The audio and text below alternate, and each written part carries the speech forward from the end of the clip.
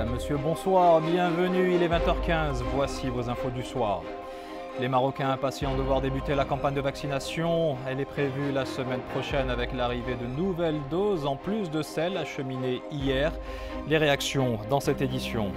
100 000 hectares à reboiser chaque année, c'est l'objectif affiché par la direction des eaux et forêts à l'horizon 2030. Nous en parlerons avec son secrétaire général. En seconde partie d'Info Soir Week-end, nous atteindrons des sommets avec du foot, du hand et de l'alpinisme dans le tour d'horizon de l'actualité sportive de Jamel Oualem.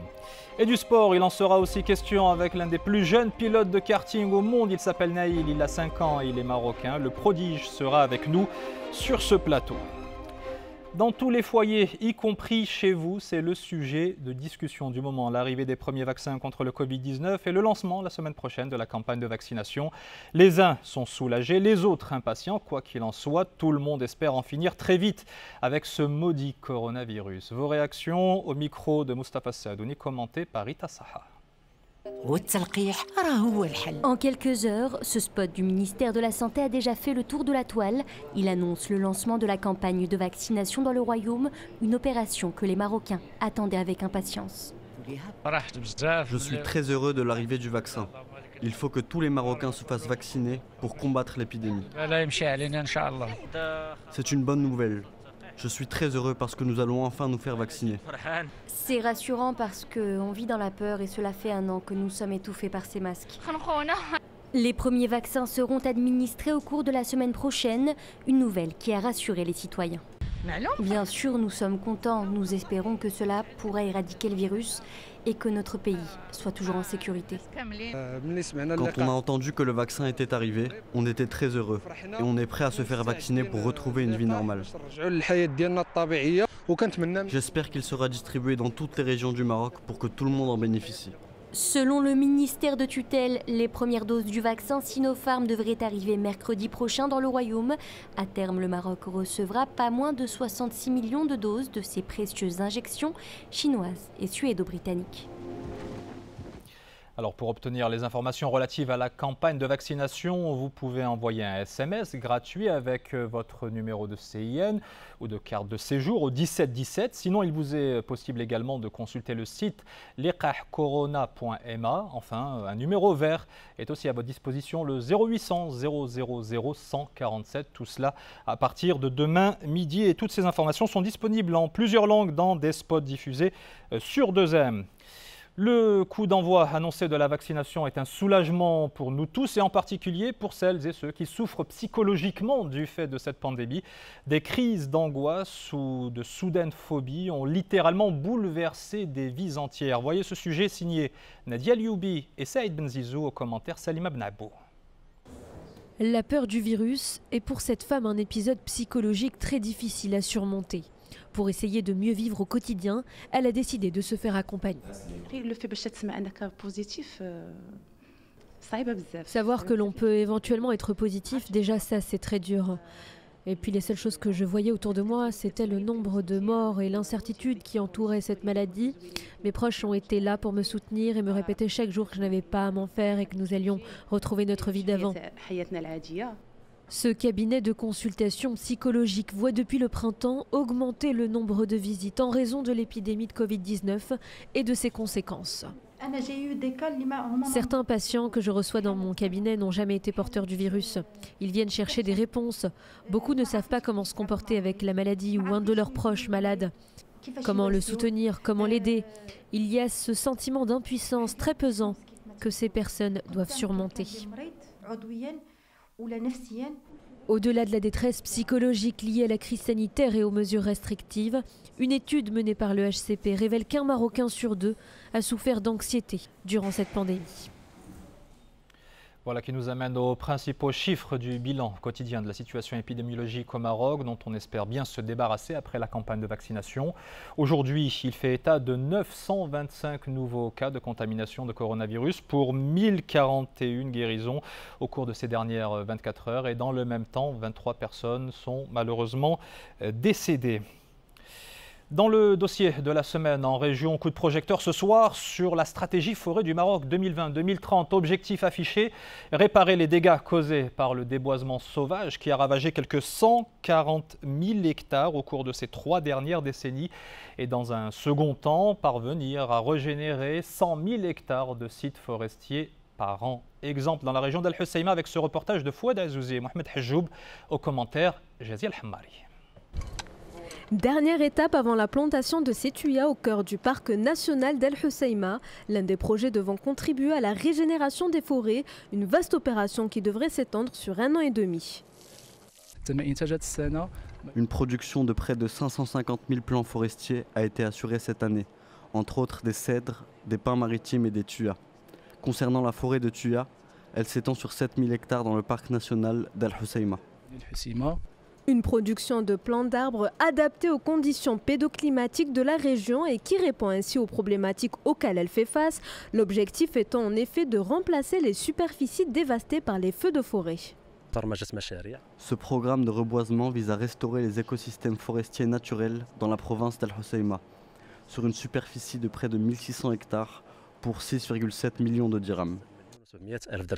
Cette campagne de reboisement a été lancée par la Direction régionale des eaux et forêts et de la lutte contre la désertification du Nord-Est dans le cadre de la stratégie forêt du Maroc 2020-2030.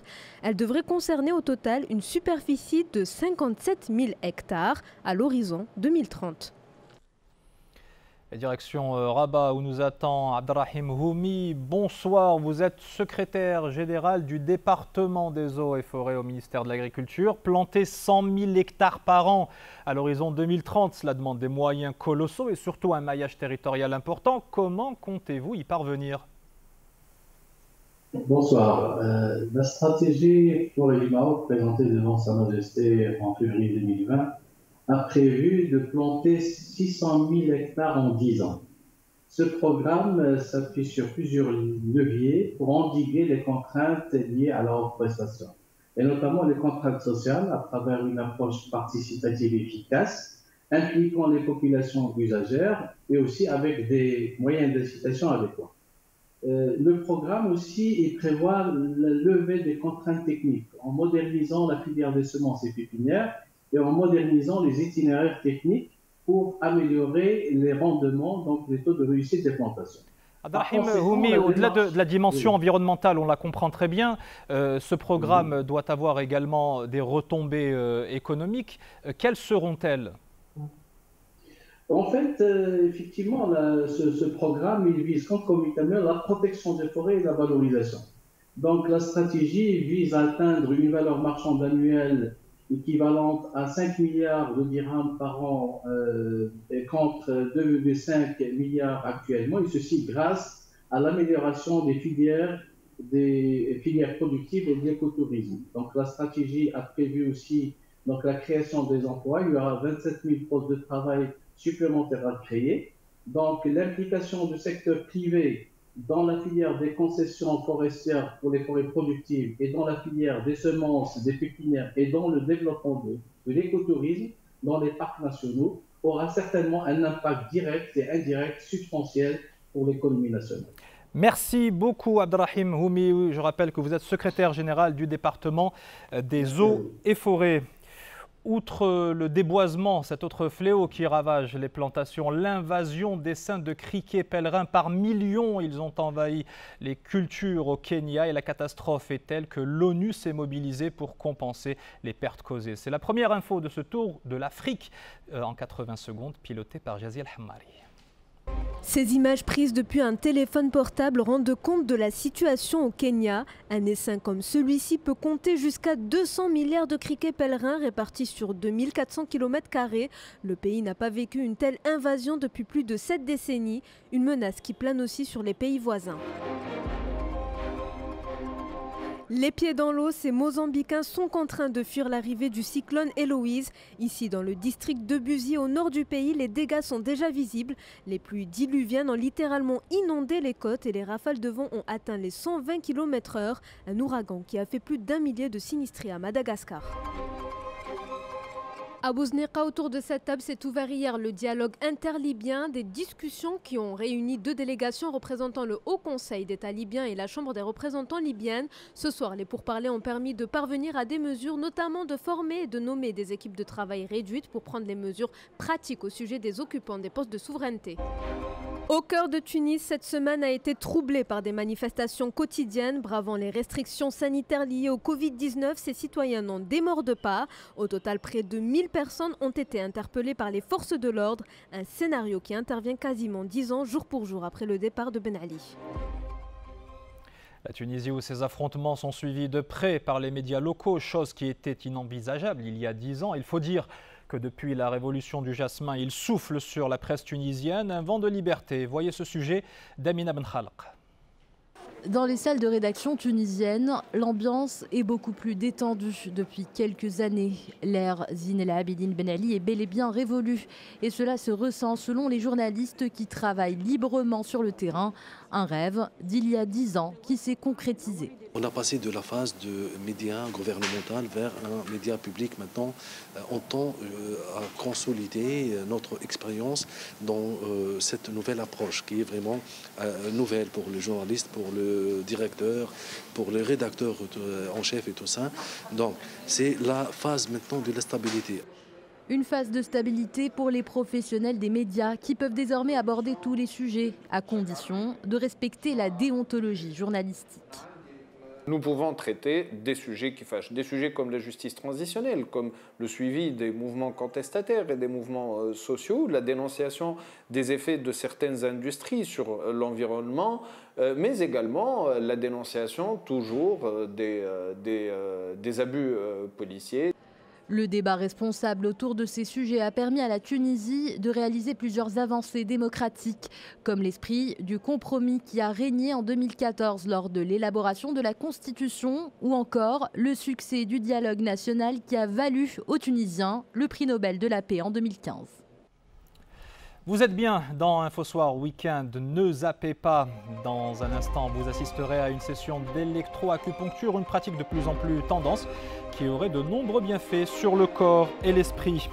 Pour se sentir bien, rien ne vaut le sport et ce n'est pas Jamal Oualem qui vous dira le contraire. Il nous dévoilera aussi ce qui fait l'actu en ce moment.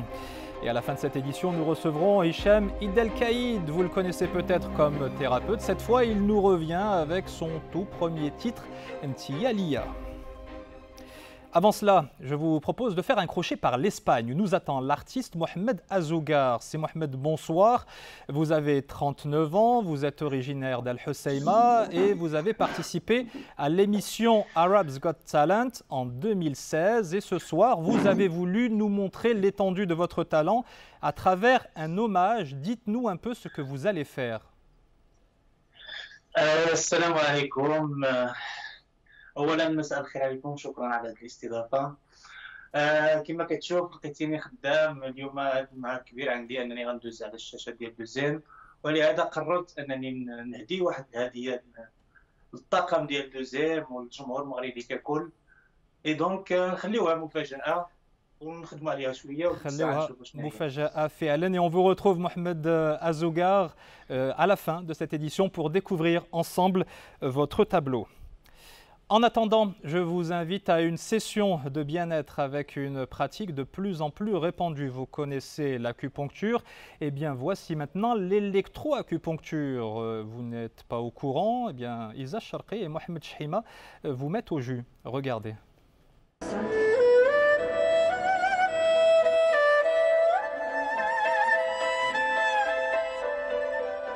Les points d'acupuncture pour l'acupuncture normale, ça donne un effet sédatif, calmant, ça soulage, comme un massage de relaxation.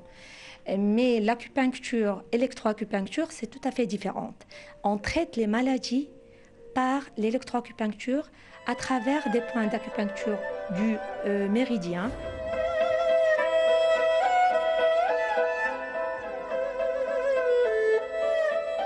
Moi, je viens pour une tendinite et j'ai essayé d'autres méthodes auparavant et ça n'a pas fonctionné. Du coup, par curiosité, au départ, j'ai vraiment voulu essayer pour voir autre chose en fait. Et je vois vraiment des résultats. Là, c'est ma deuxième séance.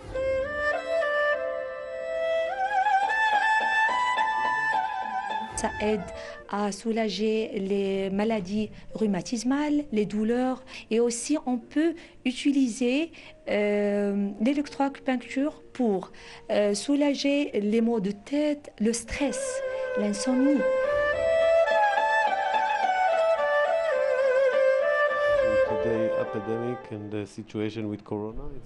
Avec cette situation épidémique et le Covid, cette thérapie est importante car cela permet de renforcer le système immunitaire.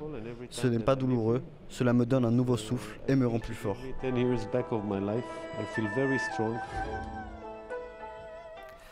Le coup de chapeau de ce soir, il est pour Youssef Abou Amira. Ce jeune Palestinien de 24 ans est né à Gaza, sans jambes et avec des bras partiellement développés. Et cela ne l'empêche pas d'être ceinture orange de karaté et de subir des sessions d'entraînement que nous, avec tous nos membres, serions incapables de suivre.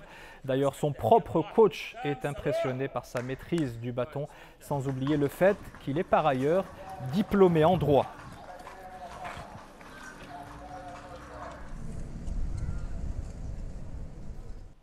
Son tatami à lui, c'est la scène du studio 200. Jamel Oualem nous a rejoint pour Infosport. Bonsoir Jamel. Bonsoir Wadia. Et on commence avec un record. Avec 760 buts en match officiel, Cristiano Ronaldo est devenu pour les statisticiens du football le meilleur buteur de l'histoire. Ce record, l'attaquant portugais l'a pulvérisé cette semaine lors de la victoire en Supercoupe d'Italie face à Naples. Un 33e trophée dans la carrière prodigieuse de CR7. Vous le voyez derrière moi Wadia. Donc Cristiano Ronaldo est le roi des buteurs avec 760 buts. Il a devancé donc le Tchèque Josef Bitsan qui aurait inscrit 759 buts entre 1922 et 1935. Quant au roi du football, Pelé, le Brésilien, il aurait inscrit lui 757 buts. Alors ce record, il fait toutefois face à pas mal de contestations. Le président de la Fédération tchèque de football avance que Josef Bitsan, décédé en 2001, aurait inscrit 821 buts alors que Pelé indique sur son compte Twitter qu'il a marqué le total inégalé de 1283 buts. Ballon rond toujours, mais avec les mains cette fois et quelques kilos en trop. Et oui, Wadia, la Coupe du Monde de handball bat son plein en Égypte et c'est une star inattendue qui fait le buzz. Gauthier Mvumbi, pivot congolais âgé de 26 ans, décape avec ses 135 kg pour 1,95 m, une masse qui ne passe pas inaperçue en Égypte, un joueur jusque-là inconnu qui connaît son heure de gloire, autant pour ses performances que pour son gabarit atypique dans le handball. Il a été comparé au célèbre ancien basketteur américain Shaquille O'Neal, un beau bébé de 147 kg pour 2,16 m. Et là où cette histoire devient incroyable, c'est que la légende de la NBA a interpellé Gauthier Mvumbi dans un post sur les réseaux sociaux. Une véritable mise en lumière pour le Congolais et le handball lui-même, qui n'est pas le sport le plus médiatisé, Wadia. Oui, vous savez pourquoi est-ce qu'il marque des buts? Parce que les défenseurs ont peur de lui, tout simplement. Tout pour finir, on atteint des sommets. Et oui, l'un des derniers grands défis de l'alpinisme, Wadia, vient d'être relevé avec succès. Le Népalais Nirpal Purja, surnommé Nimsdai, a réussi l'ascension en hiver du K2, le deuxième sommet le plus haut au monde qui culmine à 8611 mètres. Cette ascension, eh bien, tenez-vous bien, il l'a réussi sans oxygène supplémentaire. Un véritable exploit qui a duré 3 semaines avant de gravir le sommet pakistanais. Nimsdai n'en est pas à son coup d'essai. Il y a 2 ans, il a réalisé l'ascension des 14 montagnes les plus hautes du monde. Le grimpeur âgé de 37 ans, ancien membre des forces spéciales britanniques, est entré pour toujours dans la légende de l'alpinisme. Merci beaucoup Jamel et à demain pour l'Actu Sport. Sachez par ailleurs Jamel que le Marocain Ibrahim Bennouna, passionné de triathlon extrême et de montagne, prévoit aussi de venir à bout du K2 et il sera bientôt avec nous pour en parler dans Infosoir Week-end. Un autre talent marocain et pas des moindres puisqu'il est à peine plus haut que 3 pommes, Naïl El Gaoudi a 5 ans et il est passionné depuis le berceau par le sport automobile au point d'avoir été invité d'Infosoir Week-end est avec nous sur ce plateau. Naïl El Gaoudi, bonsoir. Bonsoir. Comment ça va? Bien. Tu es bien sur ce plateau? Oui, très très bien. Très très bien. Tu l'as visité tout à l'heure, comment tu l'as trouvé, dis-moi? Très très bien. Très très bien. Je te regardais en train de voir tes prouesses sur le circuit, au karting. Qu'est-ce que ça te fait de te regarder piloter comme ça? Bien. Ouais. Et pourquoi tu as choisi le karting? Parce que le karting, eh ben, ça va tellement vite et ça ressemble tellement à une Formule 1. Et mon papa m'a dit que ça va tellement vite et c'est trop génial. Et Kart and Fun, eh ben, c'est le meilleur des pistes. Et c'est super rigolo. C'est super rigolo. Tu fais ça parce que c'est rigolo ou parce que tu as envie de faire de la F1 après? Parce que j'ai envie de faire de la Formule 1 et c'est rigolo, les deux. Les deux en même temps? Oui. Alors, tout récemment, tu as été intégré dans une équipe, tu le sais ça? Ça se passe où? Dans quel pays? En fait, à Dubaï, et je suis dans l'équipe Sergi. Ouais. Et ton coach, il s'appelle Borja Barreda. Il a voulu t'adresser un petit message. On va l'écouter là tout de suite. Hello Nahil, how are you? It's Borja here, your coach from CRG team. I would like to just give you a message in behalf of our team that we're very proud and happy to have you on board. Especially because you are the youngest driver, most talented, with great potential. And not only the youngest driver of our team, but also in the UAE. Please stay focused and we will wait you in 2 weeks where we have a race in Abu Dhabi, Formula One Just Marina track. And see you there. Qu'est-ce que ça te fait de l'entendre ton coach? J'ai pas besoin de te traduire parce que tu parles très bien anglais. Speak English very well. Of course? Yes. Yes. Qu'est-ce que ça te fait d'intégrer une équipe comme ça? Très très bien. Ouais. En fait, eh ben, j'ai deux coachs. Il y en a un qui s'appelle Bradra et il y en a un qui s'appelle Nacho. Et lequel tu préfères? Les deux. Les deux. Et dis-moi, qu'est-ce que ça te fait quand tu es dans un kart et que tu vas comme ça à toute vitesse sur les pistes? Très très bien et j'aime beaucoup. T'aimes beaucoup? Qu'est-ce que tu veux faire plus tard? Dis-moi, c'est quoi ton rêve? Ensuite, eh ben, mon rêve, c'était d'être le premier champion du Maroc de la Formule 1 que personne n'était de la vie.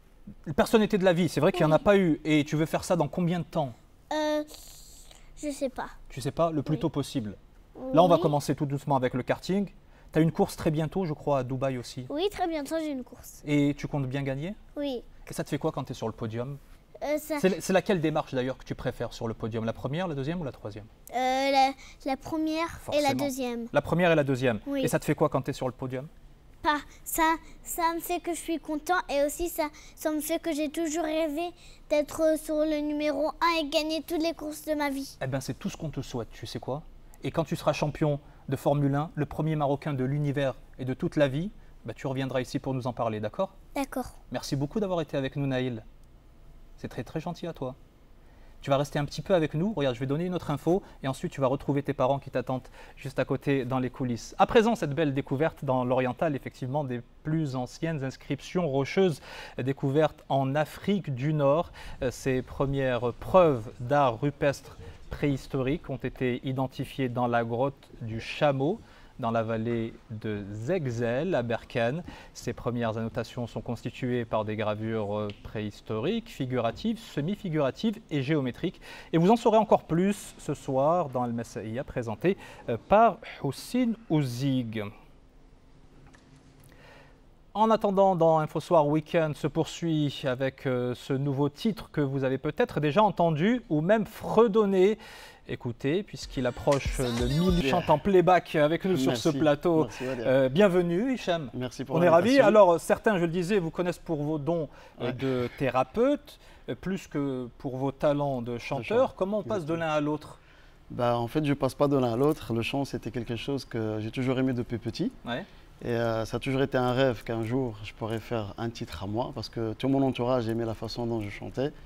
Et je me suis donné un peu de temps. Je me suis dit, le jour où j'aurai les moyens de faire quelque chose, je vais le faire. Alors, la chanson, c'est une passion. Vous avez même participé à des concours pour percer dans cet univers-là. J'ai même fait quelques concours en Belgique et tout. Certains assez connus, The Voice notamment. The Voice, j'ai fait, ouais. Alors, le clip, on va le redécouvrir. D'ailleurs, il tourne pas mal parce qu'on approche le 1 million de vues sur YouTube. Vous l'avez tourné où? On l'a tourné à Marrakech, à Agafay. Agafay. Et le réalisateur vous a accompagné? Le réalisateur, c'est Med Léon. Med Léon, d'ailleurs, qui vous a accompagné et qui est pas très loin d'ici. La prochaine étape, c'est quoi, Hicham? La prochaine étape, on va voir ce que Faire un album va donner. L'album est déjà prêt, en fait. Donc, les autres chansons vont suivre. On verra ce que ça va donner. Mon public va adorer ce que je vais fournir la prochaine fois. Il faut quand même avoir un certain cran, surtout quand on est connu avant pour un tout autre aspect, de se lancer dans un univers comme celui-ci. Oui. Il faut du courage. En fait, la chanson et ce que je fais, ça a un lien en fait. Donc la musique, c'est aussi une thérapie pour le corps. et pour tout ce qui est problème psychologique et tout. Donc quand on entend une belle voix qui est dans des belles vibrations, bah, on se sent bien. Donc après avoir soigné certains de vos patients grâce à vos ondes, à vos vibrations, vous voulez les soigner aussi par les ondes sonores? Et bien sûr, parce qu'il y a certaines personnes même quand ils entendent la voix, ils disent ouais, c'est une voix qui apaise, donc on a envie de vous écouter. Déjà quand je fais mes lives sur Instagram, rien que le fait que je parle à mes followers, ils se sentent déjà un peu bien. Donc, eh bien écoutez, c'est une raison de plus pour écouter et regarder surtout ce clip qui est très bien fait. Et pour ceux qui redoutent d'avoir cette chanson dans la tête en permanence, je leur dis tout de suite, elle rentre dans la tête et elle en sort très difficilement.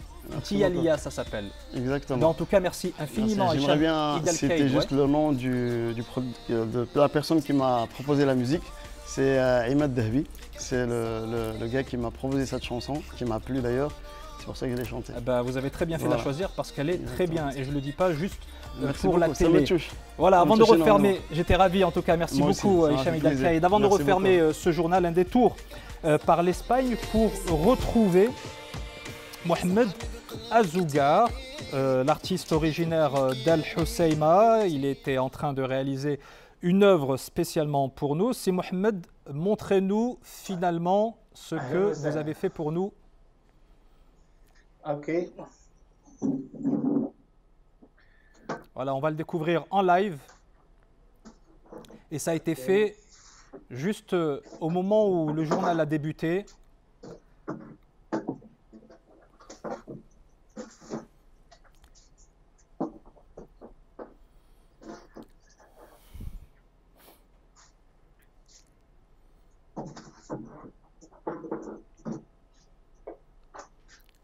Voilà, l'apparition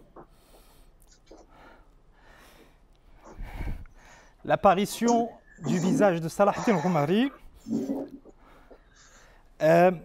Mohamed Azougar, كلمة بالأمازيغية بالريفية بالخصوص.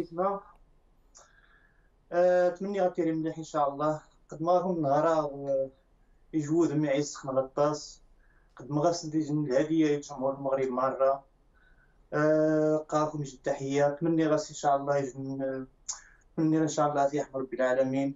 تقدم التعزية زي من براواني تيجي العائلة نسمارة العائلة ندوزي كلشي.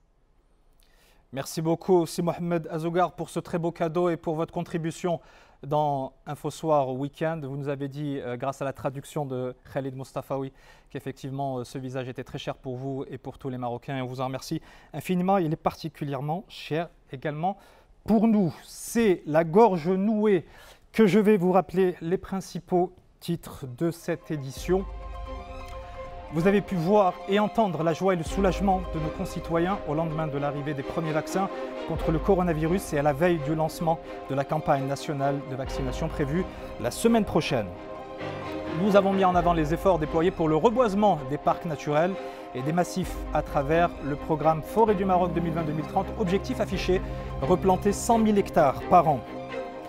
Et vous avez fait la connaissance de l'un des plus jeunes pilotes de karting au monde. À 5 ans, Nahil El Gaoudi vient de signer dans une écurie professionnelle aux Émirats Arabes Unis. Il disputera sa première course dans moins de 2 semaines.